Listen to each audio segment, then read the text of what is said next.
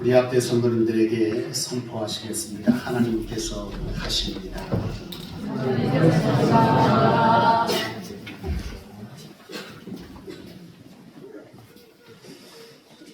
여러분, 우리가 일상을 살아가면서 문득 이런 질문들을 할 때가 있습니다. 나는 지금 잘 살아가고 있는가? 여러분, 잘 살아가고 있습니까? 내 지금 잘 살고 있느냐?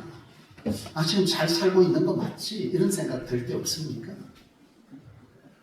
여러분, 오늘 그리스도인된 저와 여러분들에게 잘 산다는 것의 의미가 무엇이겠습니까? 지금 내가 잘 살아가고 있다. 내 지금 잘 살고 있는 거 맞지? 엉뚱한 길로 가는 거 아니지? 라고 하는 이런 것에 관해서 오늘 그리스도인들에게 잘 산다는 의미는 어떤 의미겠습니까? 그것은 그리스도인이라고 하는 것에 대한 정체성을 우리가 바로 이해해야 되는데요. 그리스도인이라는 말은 무슨 의미입니까? 예수 그리스도를 닮은 자, 그분의 비전과 그분의 삶을 닮은 자, 그것이 바로 그리스도인이잖아요.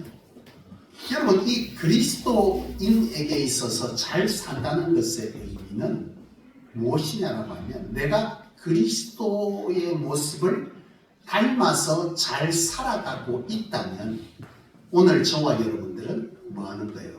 잘 살고 있는 겁니다.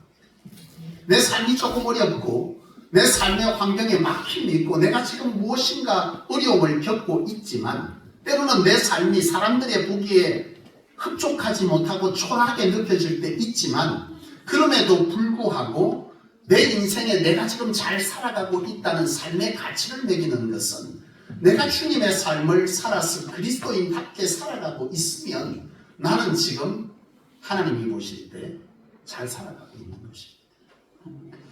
저는 살아가다가요, 종종 사람들이 제게 이런저런 말들을 많이 해줍니다. 뭐뭐 같다. 이런 말들을 이렇게 저렇게 많이 해주는데요. 제가 신학을 처음 시작하고 전도사로 나가던 그 교회에 갔을 때에 많은 성도들이 제게 해주는 말이 그때는 참 상처가 됐어요. 우리 전도사님은 아무래도 직업을 잘못 선택한 것 같아요. 그런 얘기를 자꾸 하셨어요. 저는 그게 굉장히요, 듣기 좋은 얘기는 아니었어요. 이런저런 얘기를 합니다. 뭐 하는 사람 같습니다. 이런 사람 같습니다. 저를 처음 만난 분들이 간혹 그런 얘기를 하는데요. 제가 점점 세월을 지나와서 사역을 하면서 듣게 되는 소리 가운데 가장 나를 행복하게 하는 말은 당신 참 목사 같습니다. 혹시 예수 믿는 분이십니까? 이런 말을 들었을 때 나는 가장 행복합니다. 왜냐하면 내가 그리스도인이고 누군가가 나에게 그리스도인 같다고 말해주는 표현이 바로 그 표현이기 때문에 그 말을 들을 수 있다는 것은 나는 지금 하나님의 부르신 목적을 따라서 잘 살아가고 있기 때문이죠. 아멘. 여러분, 사도행전 11장 26절에 보잖아요. 거기에 보면 안디옥 지역에서 안디옥 교회, 초대교회 성도들이 처음으로 그리스도인이라는 이름을 얻었다, 일컬음을 받았다, 그런 얘기를 기록하고 있습니다. 여러분, 안디옥 교회 교인들이 사람들이 볼 때에 그 교인들을 보면서 뭐 했다는 거예요? 저 사람들 진짜 예수님을 뭐 했다는 거예요? 닮았다. 그리스도인이다. 그 말을 해줬다는 것이죠. 여러분, 사람들이 여러분들의 칭호를 어떻게 얘기해 주고 있습니까? 저와 여러분들이 살아가는 삶 가운데서 당신 참 예수 믿는 사람 같습니다. 그런 말을 들을 수 있기를 원합니다. 성소교회가 이 양산 땅에서 사람들이 말할 때 저 성소교회 사람들 진짜 예수 믿는 사람 같아. 이런 말을 들어야 할 줄로 믿습니다. 교회가 성소교회 되기를 주의 이름으로 축원합니다. 그렇다면 여러분, 주님을 닮은 자가 그리스도인이라고 하면 주님의 삶, 일상을 우리가 이해하는 것은 대단히 중요하겠죠. 우리가 주님을 닮았다라고 할 때 그분의 인격과 그분의 성품을 닮는 것도 중요하지만 그분의 일상 가운데 어떤 삶을 살았는지를 닮아서 살아가는 것, 그것이 훨씬 더 중요한 문제라고 생각합니다. 여러분, 예수님의 일상은 도대체 어떻게 살았으며 우리는 그분을 닮아갈 때 우리의 일상은 어떻게 바뀌어져야 하느냐라고 하는 것을 이 시간 말씀을 통해서 함께 은혜 받기를 원합니다. 여러분, 예수님의 일상은 도대체 어떠했을까? 오늘 본문은요, 예수님의 일상을 낱낱이 기록하고 있는데요. 그 예수님의 일상을 우리가 가만히 들여다보게 될 때 35절에 어떻게 기록하느냐? 아직 새벽이 아직도 밝기 전에 일어나 한적한 곳으로 가서 뭐 하셨다는 거예요? 기도하셨다. 다시 말하면 예수님의 일상에 있어서 첫 시작은 무엇으로 시작하는 거예요? 기도로 시작했다는 것입니다. 예수님의 일상의 첫 하루의 시작은 기도로 시작했다. 한적한 곳에서 기도했다.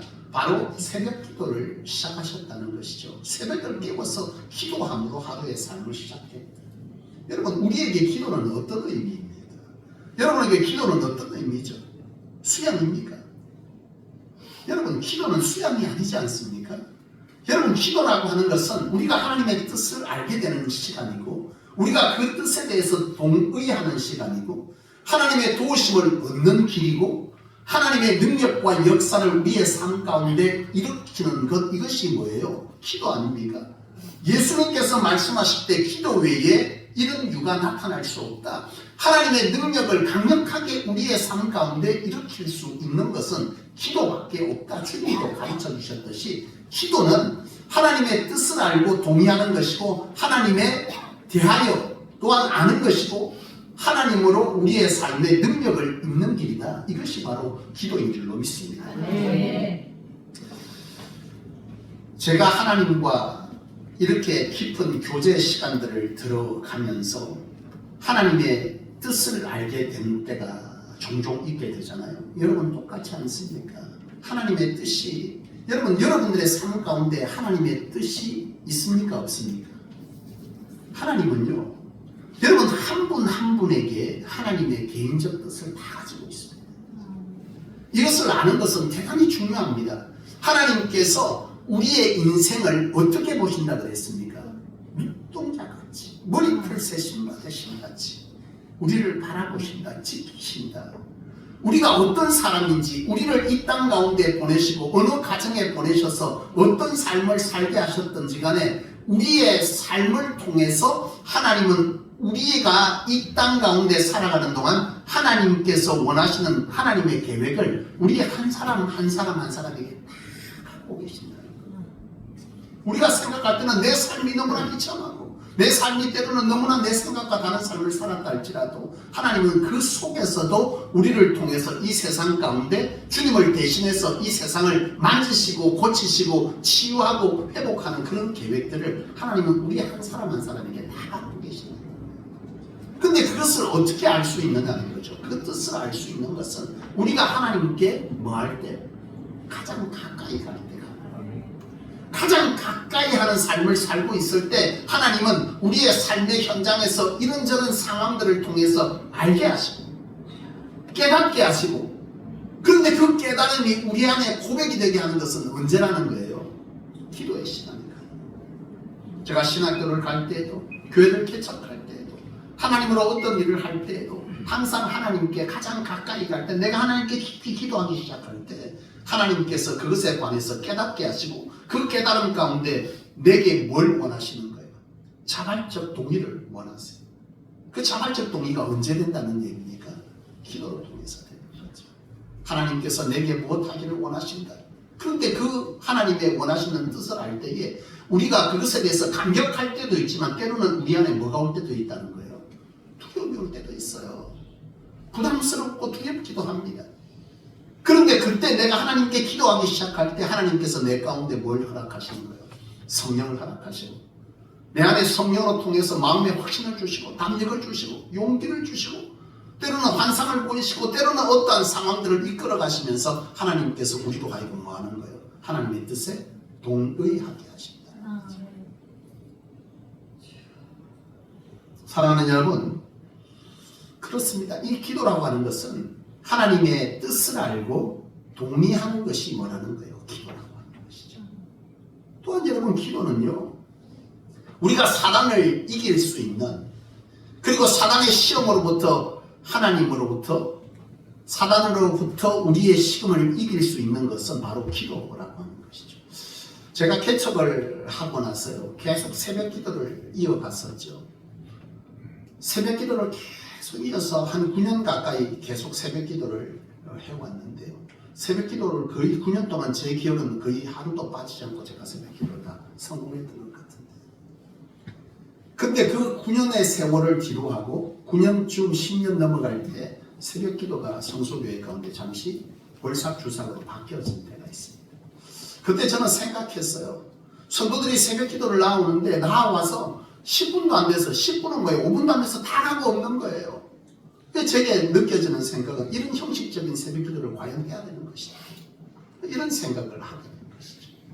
정말 하나님 앞에 나와서 하루의 일상을 하나님 앞에 도움을 구하고 하나님의 도우심을 청하고 내 삶 가운데 함께해 주기를 원하시고 하나님의 뜻을 따라 오늘 하루도 잘 살아가기를 원하는 그런 기도들이 때로는 우리의 삶 가운데 지금 현재 내가 겪고 있고 당하고 있는 그런 어떤 문제들을 놓고 하나님 앞에 가장 새벽의 시간에 사람들이 찾지 않는 그런 한적한 시간에 주께 찾아와 골방 기도들을 시작할 때 하나님께서 역사하신다는 그 믿음이 과연 있다면 과연 이런 기도들이 가능할 것인가? 5분도 안 돼서 다 가버리고 눈 뜨고 한 30분 있다 가면 20분 있다 가면 아무도.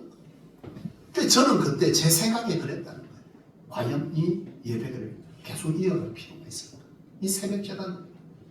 그래서 제가 그때 결단하기를 스스로 자발적으로 기도하게 하는 것이 필요하겠다. 교인들이 스스로 원해서 정한 시간에 하는 것도 좋겠지만 스스로 6시에 오든 5시에 오든 7시에 오든 9시에 오든 하루에 하나님 앞에 기도하는 시간을 쌓도록 스스로 자발적으로 하나님 앞에 나가게 해야겠다. 이런 생각을 가지고 새벽 기도를 중단했어요. 그리고 한 달에 첫날은 하나님께 반드시 새벽 쌓자.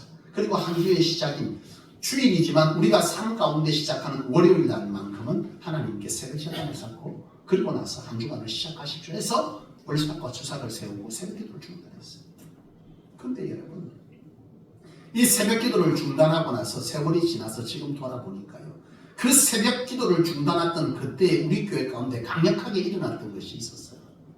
그게 뭔지 아십니까?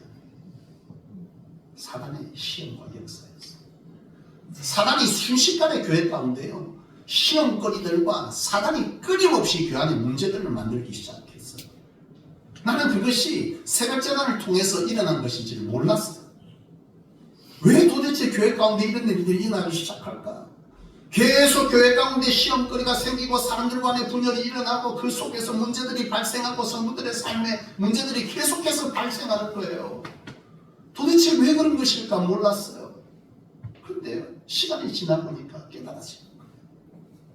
여러분, 기도 외에는 방법 없지 않겠습니까? 아멘. 에베소서 6장 18절 이하에 보면 너희는 기도할 때에 이상하게 에베소서 18절뿐만 아니라 성경 신약 성경 곳곳에 이상하게요 기도하는 것과 깨어있는 것을 같이 묶어놓은 단어들이 굉장히 많습니다. 깨어서 뭐하라?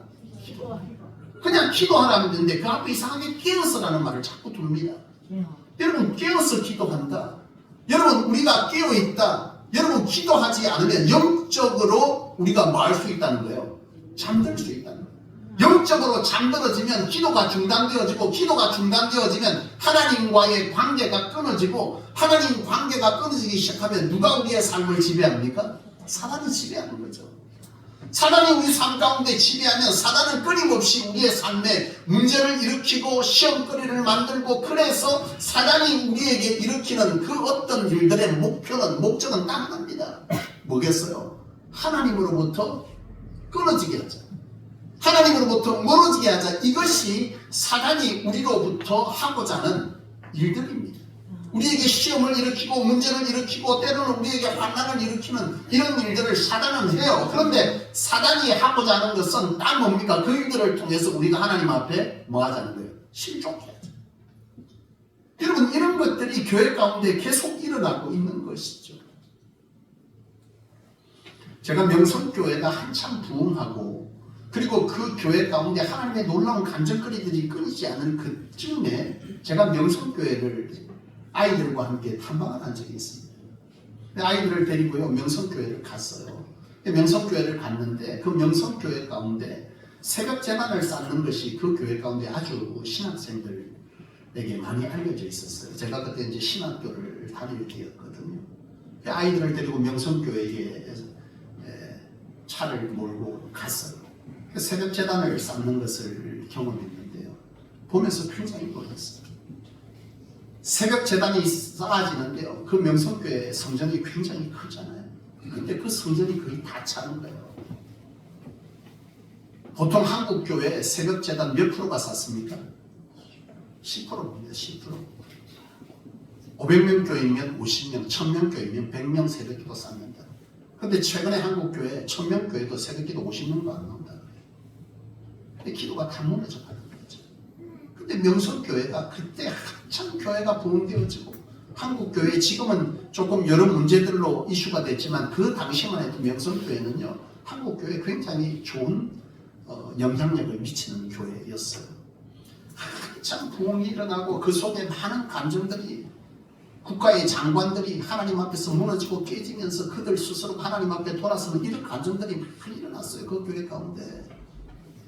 제가 영남신학교 다닐 때도 신앙수련회 때 명성교회 김성환 목사님 오셔서 메시지를 전하셨는데 그때도 많은 감정들을 쏟아내셨어요. 야, 진짜 이게 교회지. 그렇지. 그리스도인이면 하나님이면 하나님의 백성이면 하나님이 우리 삶 가운데 인재 역사하시는 것이 우리 가운데 경험되어지고 그것이 증언되어지고 증명되어지는 것이 우리의 삶이지. 그런 어떤 신학생들의 도전들이 그 속에서 일어났는데요. 그래서 제가 명성교회를 찾았다고요. 찾아서 새벽기도를 참여해봤어요. 애들을 데리고. 놀란 거예요. 새벽 재단이 열리는데요.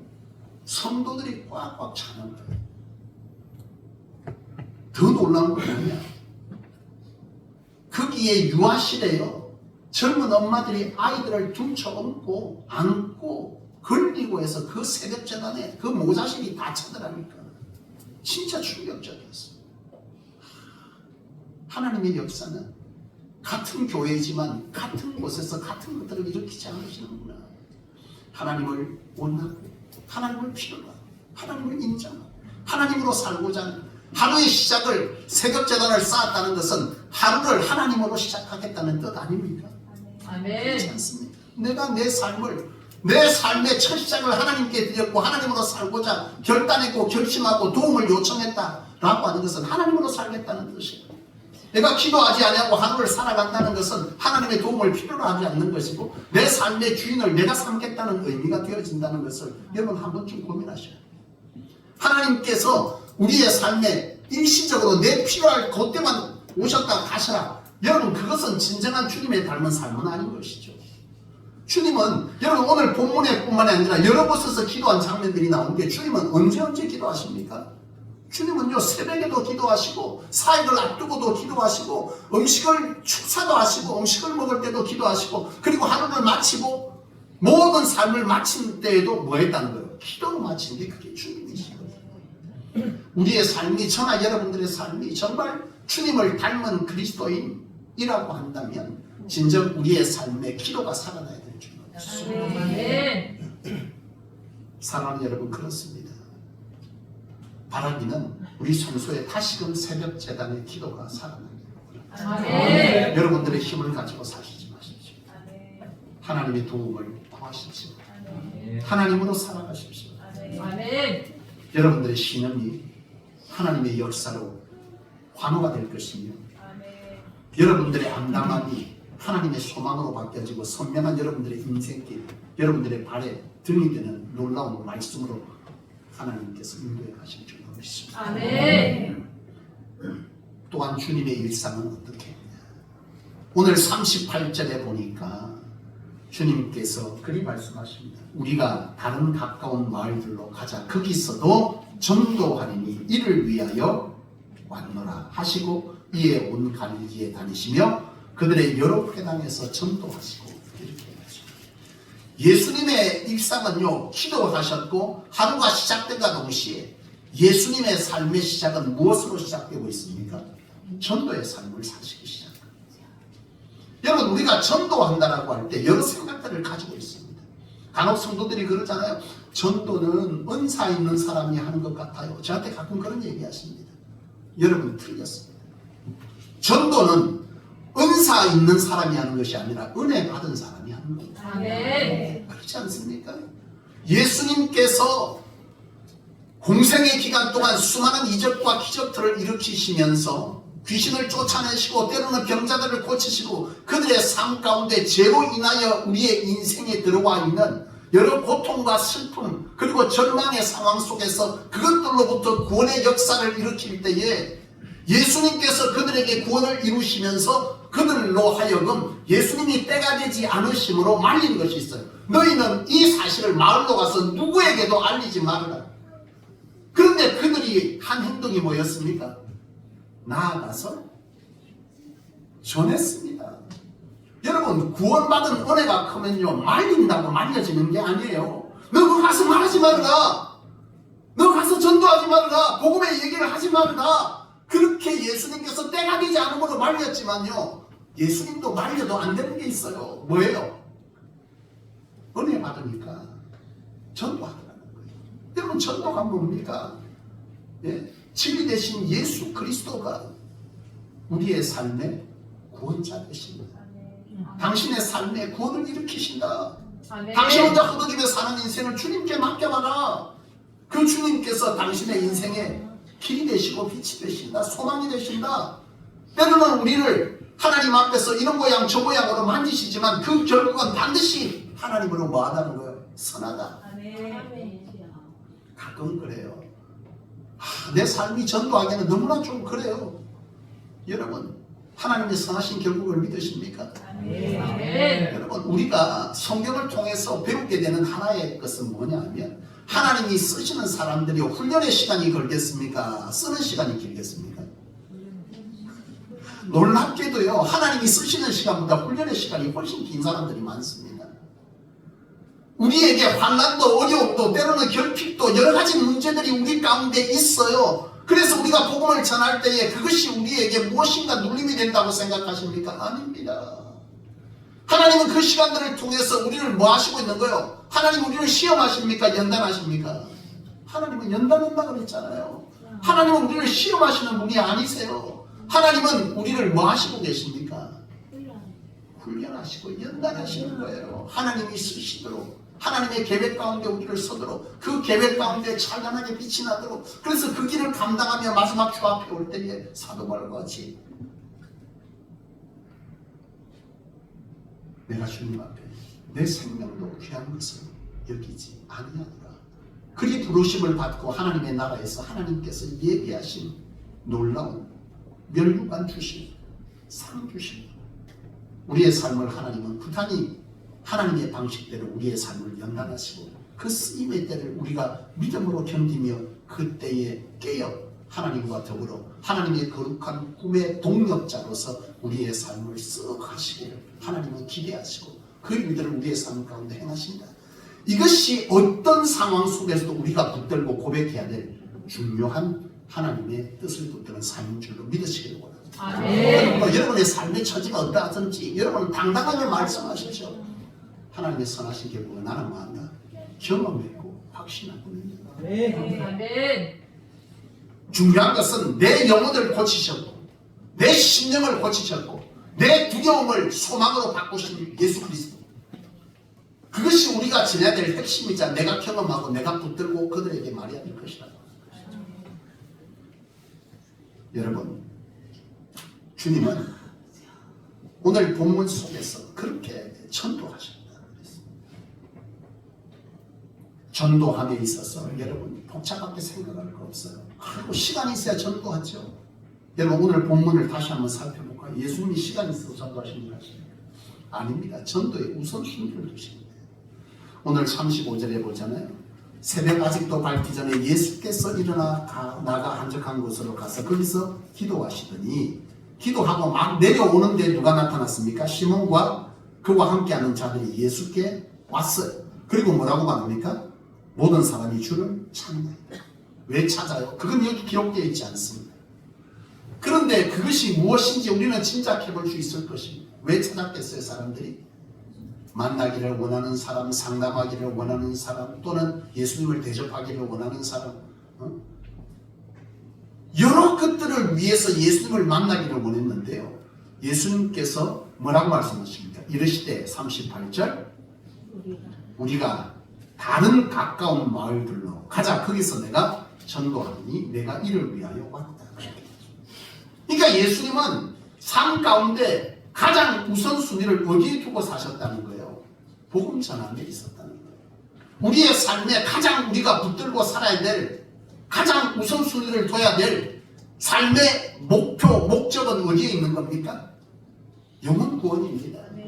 그것을 위해서 우리는 우리의 삶의 자리에서 열심히 하는 거예요. 우리가 무엇을 하든지 하나님의 영광 위해 살을 하지 않았습니까? 내가 구두를 닦든, 내가 식당에서 일을 하든, 내가 사업을 하든, 내가 공익 근무를 하든, 무엇을 하든지 간에 그것이, 그 일이 중요한 것이 아니라 그 일하는 상황 속에서 만나는 사람에게 내가 무엇하는 자가 되어야 한다는 거예요. 복음 전하는 자. 우리 조 집사님께서 얼마 전에 그런 얘기를 하시더라고요. 같이 일하는 곳 중에, 일하는 곳에서 한 여집사님이 계시는데, 그 여집사님이 만나는 사람보다 거래처 사람이어든 뭐 직장의 동료든 닥치는 대로 예수를 전한다는 거죠. 전도의 현장이 따로 필요합니까? 아니죠. 내가 선 자리에서, 내가 만나는 자리에서, 내가 일하는 자리에서, 내가 어떤 자리에서든 오늘 예수님께서 우리에게 말씀하신 것은 그곳이 뭐가 되게 하라? 전도의 현장이 되게 하라입니다. 아멘.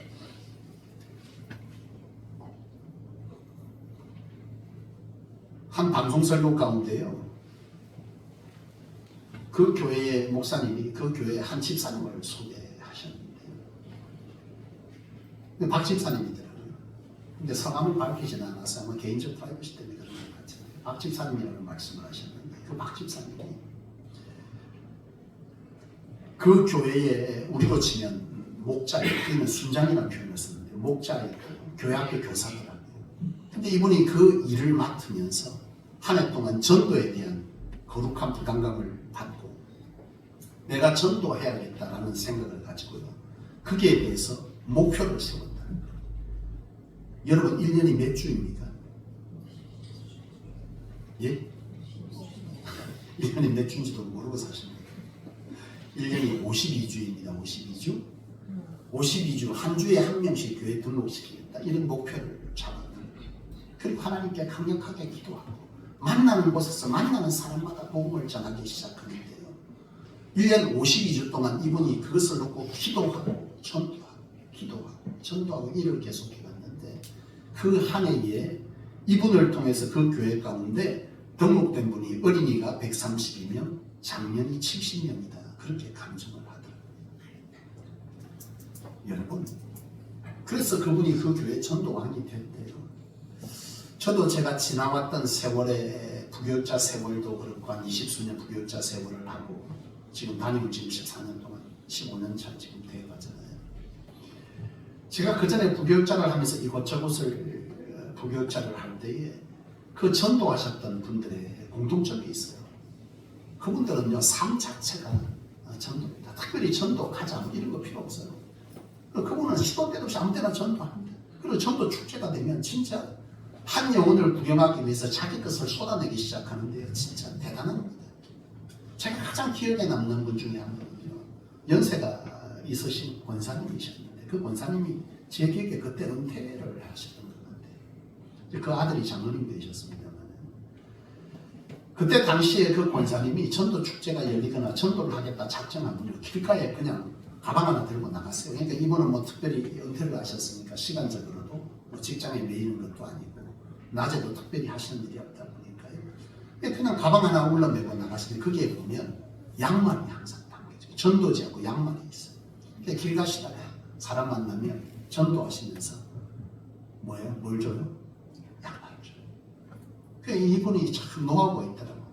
전도하러 가서 보통 우리는 전도지만 주는데, 그분은 처음에 전도지를 내밀잖아. 양말을 시키게 내립니다. 아유, 내가 가다가 양말을 샀는데 양말이 너무 많이 사가지고, 아이고, 양말 이쁜 거 신었네. 이거 한 개 내 드릴게. 그러면 말이 됩니까? 안 됩니까? 말이 되잖아요. 그럼 그때부터 말을 붙이는 거예요. 그래서 맨 마지막에 뭐가 전달돼요? 맨 마지막에 전도지가 전달되더라고요. 이분이 그렇게 전도를 하고 다니시는데요. 전도 축제가 열렸는데 그때 제가 가장 충격을 받았어요. 이 권사님이 전도 축제가 되니까요. 길가에 나가시더니 사람들을 전도하기 시작하는데 그때의 제 기억으로 이제 세월이 지나 조금 제가 가물가물한데요. 그분이 전도해가지고 교회에다 데려온 분이 600명이 넘었어요. 한 해 전도 축제는 600몇십 명을 데려다 놓으시더라고요. 너무 신기하잖아요. 어떻게 데려다 왔을까? 그러니까 나중에 물었어. 도대체 어떻게 전도하셨고 그분들이 어떻게 오신 거예요?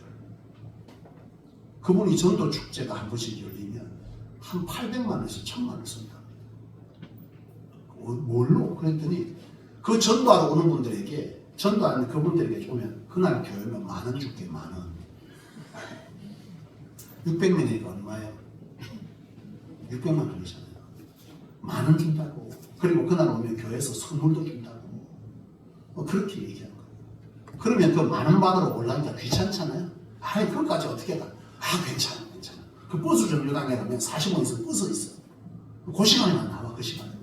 이렇게 그걸 다 파악해가지고요. 45인선 버스를 자기 개인 비용으로 빌려가지고 그 차를 돌리는 거예요. 참 대단하지 않습니까? 저는 그분을 늘 내 마음 가운데 두고 있는 것 중에 한 개. 참 대단하다. 제가 얼마 전에 세eden 교회 소왕성 목사님의 거기에 목회 칼럼이라고 하는 것을 잠시 보게 됐는데요.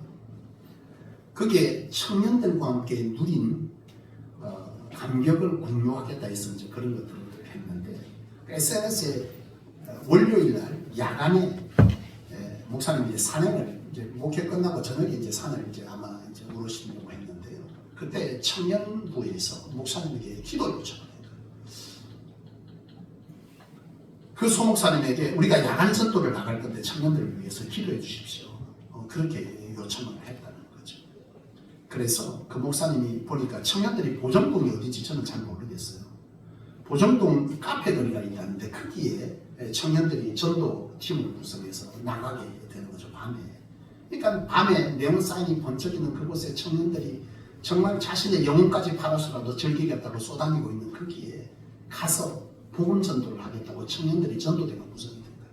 근데 전도대가 나가는데 목사님 저희 나가서 영적으로 승리하고 우리의 입술의 지혜를 줘서 그들에게 필요적절한 복음을 그들에게 알릴 수 있도록 우리에게 기도해서 우리를 좀 보내달라고 해서 목사님이 산행을 가려다가 그 보존 카페에 가게 된 거예요. 기도해 주고. 그래 갔는데 그 청년들이 모여서 마지막에 거기 서 있다. 목사님이 간절하게 그 청년들을 위해서 기도해 주고. 그리고 그 청년들이 거기서부터 나가서 카페 거리에서 전도를 하기 시작하는데 그 얘기를 그 목사님이 너무 하는 거예요. 그때 나는 그 얘기를 들으면서 울컥하는 거죠. 울컥하더라고요. 저는 요새 세월이 조금씩 먹어가면서 여성 호르몬이 자꾸 많아져요. 그 얘기를 듣는데 자꾸 눈물이 나요. 왜 눈물이 나냐? 과거 같으면 내가 그걸 배워서라도 해야지 이랬는데 요새는 이상하게 여성 호르몬이 나는 왜 못했을까 이런 생각이 드는 거예요. 너무 부러운 거예요. 우리 성소교회 장년뿐만 아니라 청년들이 이 무너지는 이 한국 교회를 끌어안고 무너지고 닫아지는 이 교회 가운데 다음 세대들에게 주의 복음을 통해 다시금 교회를 세우겠다는 그 간절함이 그들의 삶 가운데 묻어있지 않습니까? 자기네들도 거기에서 엉청망청 놀아야 됩니다. 거기 가서 복음 전도를 하겠다고요. 그 청년들이 모여서 나갈 때 그 목사님이 너무 행복했다는 거죠. 저도 그 생각이 드는 거예요. 얼마나 좋았을까. 목사에게 가장 행복한 순간들은 그런 시간들입니다. 목사는 그렇게 사는 거잖아요. 사랑하는 여러분, 저나 여러분이나 우리가 잘 살고 있다, 못 살고 있다는 딱 하나입니다. 그리스도인. 주님처럼 우리의 일상이 주님을 닮아가고 있다면 우리는 뭐 하는 거예요? 잘 살고 있는 거예요. 바라기는 교회다운 교회 세우라고 선서를 하나님께서 세우셨다 하셨지 않습니까? 교회다운 교회는요 여러 가지가 있을 수 있습니다. 이렇게 저렇게 초대교회. 근데 초대교회를 한 문장으로 표현하면요 모이면 기도하고 흩어지면 전도했어요. 이게 초대교회. 이 시대 교회들은 모이면 기도하고 흩어지면 전도하는데 모이면 놀고 흩어지면 놀고 모이면 뭐하고요? 문제 일으키고 흩어지면 놀고. 여러분 교회가 자꾸 이렇게 돼요. 교회가 무너질 수밖에 없죠. 교회다운 교회는 초대교회 모습을 회복하는 것입니다. 예수 그리스도를 만났던 그들이 주님과 함께 생활했던 그들이 주님의 모습을 보고 주님이 명하신 그 명령을 따라서 마가다락방에서 10일 동안 합숙하며 기도할 때 성령을 받았어요. 그 성령을 통해서 모이면 기도하고 나가면 전도하고 주님과 함께한 그 놀라운 삶들을 통해서 사람들로부터 사람들이 그들을 두려워하고 칭송받는 그런 교회, 그것이 진정한 교회다운 교회일 것입니다. 저와 여러분이나 이 분명한 하나님의 꿈을 이 교회 가운데 담아놓으셨다는 것을 늘 기억하면서 우리 함께 주님의 일상을 다시 한번 우리의 삶으로 바꾸어보는 그런 귀한 도전이 저는 여러분들의 삶에 충만되어지기를 주님의 이름으로 축원합니다. 아멘.